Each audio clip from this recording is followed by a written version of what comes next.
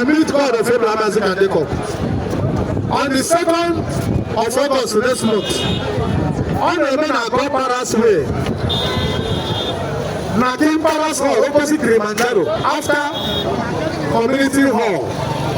Hotel Agod will save us. Everybody, come.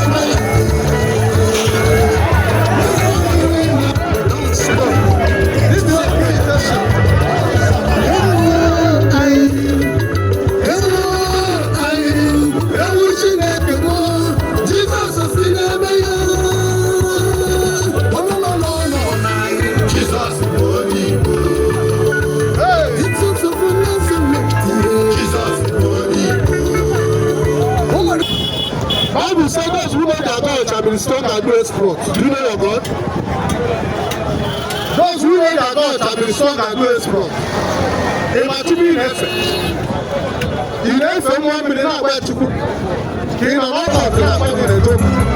Because in one kind of way, I go more. Because 89% of church will be we must hold the truth and truth shall set us free. Our God is a consuming fire.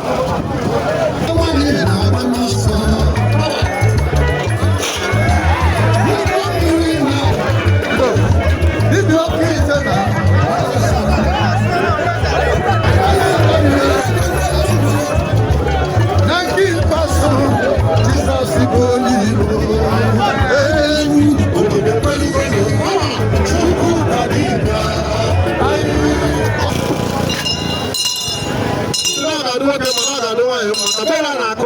Our family will repair the whole world.